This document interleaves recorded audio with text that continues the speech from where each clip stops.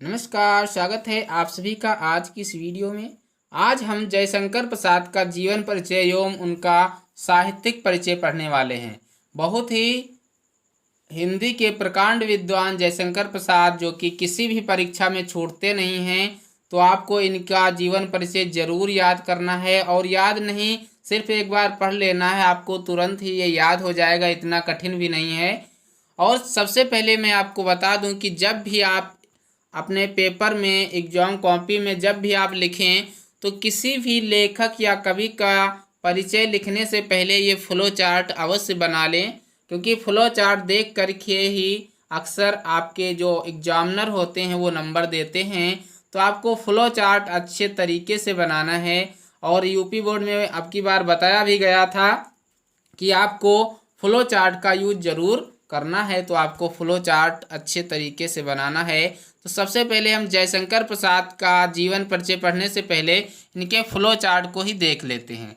तो flow chart में ये आपको लिख लेना है, ऊपर लेखक एक संक्षिप्त परिचय, इस प्रकार से आपको लिख लेना है।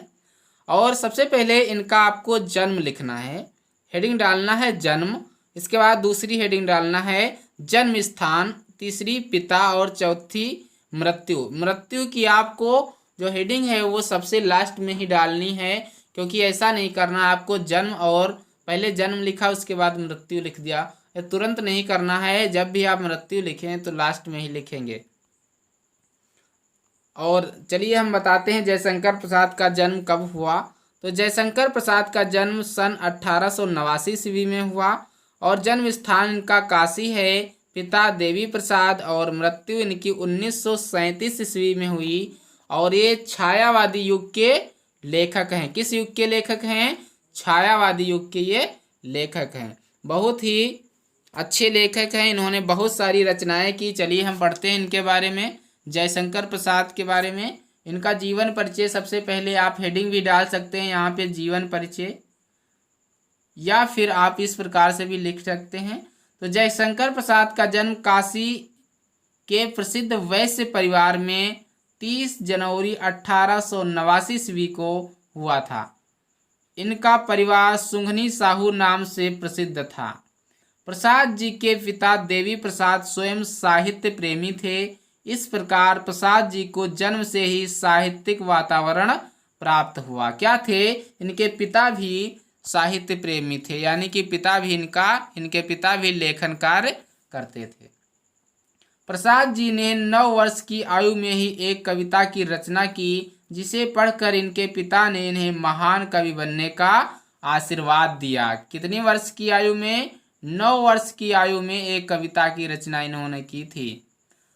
इसके बाद है, प्रसाद ने बाल्यावस्था में ही अपने माता पिता के साथ देश के विभिन्न तीर्थ स्थानों की यात्रा की। कुछ समय बाद ही इनके पिता की मृत्यु हो गई, और इनकी शिक्षा दीक्षा का प्रबंध बड़े भाई श्री शंभुनाथ जी ने किया। सर्वप्रथम इनका क्वींस कॉलेज में लिखाया गया, यानी कि सर्वप्रथम इनका नाम क्वींस कॉलेज में लिखाया गया, किंतु वहाँ इनका मन नहीं लगा, और घर पर ही योग्य शिक्षकों से अंग्रेजी और संस्कृत का अध्ययन करने लगे। इसके बाद है, जब आप 17 वर्ष के थे तब बड़े भाई शंभुनाथ जी की मृत्यु हो गई, यानी कि 17 वर्ष के थे तभी इनके भाई जो थे शंभुनाथ जी, ये बड़े भाई थे इनके, उनकी मृत्यु हो गई। इन्होंने 3 शादियां की थी। कितनी? 3 शादियां की, किंतु तीनों ही पत्नियों की असमय मृत्यु हो गई, यानी कि 3 शादियां की और तीनों पत्नियों की असमय मृत्यु हो गई। इसी बीच इनके छोटे भाई की मृत्यु हो गई, यानी कि बड़ा भाई तो पहले ही खत्म हो चुका था, शंभुनाथ जी, और इसके बाद इनके छोटे भाई की भी अचानक मृत्यु हो जाती है। और देखिए, इनकी तीनों पत्नियों की भी मृत्यु हो जाती है। कितनी दुखद बात रही इनके जीवन की। इन सभी असामयिक मौतों से यह अंदर से ही टूट गए। ये इनकी ही क्या बात, अगर कोई भी इंसान होता तो अंदर से बहुत टूट जाता है। संघर्ष और चिंताओं ने स्वास्थ्य को हानि पहुंचाई। क्षय रोग से पीड़ित होने के कारण 15 नवंबर 1937 ईस्वी को 47 वर्ष की आयु में इनका निधन हो गया। किस कारण से? क्षय रोग, जिसको टीबी के नाम से भी जानते हैं। ट्यूबरकुलोसिस जो था इनके हो गया था और मात्र 47 वर्ष की आयु में इनकी मृत्यु हो जाती है। अब हम इनका साहित्यिक परिचय पढ़ेंगे। साहित्यिक परिचय में प्रसाद जी ने विषम परिस्थितियों में भी अपने धैर्य को बनाए रखा। आपने स्वाध्याय को कभी नहीं छोड़ा। घर पर ही वेद, पुराण, इतिहास, दर्शन, संस्कृत, फारसी, अंग्रेजी और हिंदी का गहन अध्ययन करते हुए हिंदी की सेवा में जुट गए। इन्होंने भारत के उज्जवल अतीत को अपनी रचनाओं में चित्रित किया। प्रसाद जी ने भारतीय इतिहास एवं दर्शन का अध्ययन किया और उसके आधार पर ऐतिहासिक नाटकों के क्षेत्र में युगांतर उपस्थित किया। इन्होंने अल्पायु में ही श्रेष्ठ ग्रंथों की रचना करके हिंदी साहित्य को समृद्ध किया। इनका संपूर्ण जीवन मां भारती की आराधना में समर्पित था। प्रसाद जी बहुमुखी प्रतिभा के धनी थे। ये महान कवि, सफल नाटककार, उपन्यासकार, कुशल कहानीकार और श्रेष्ठ निबंधकार थे।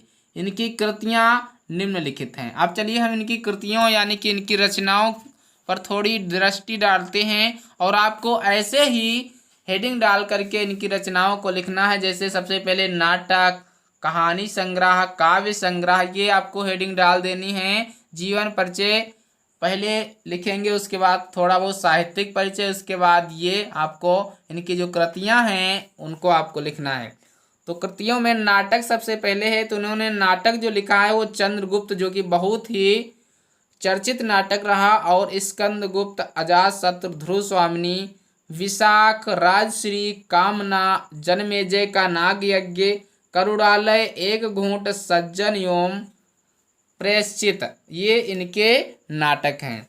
अब इनके कहानी संग्रह में प्रतिध्वनि, छाया, इंद्रजाल, आकाशदीप तथा आंधी प्रमुख कहानी संग्रह हैं। ये इनके कहानी संग्रह हैं। और इनका काव्य जो ग्रंथ है वो है कामायनी, जो कि एक महाकाव्य है। क्या है ये? कामायनी एक महाकाव्य है। और झरना, लहर, आंसू, महाराणा का महत्व, कानन कुसुम आदि प्रसिद्ध इनके काव्य ग्रंथ हैं।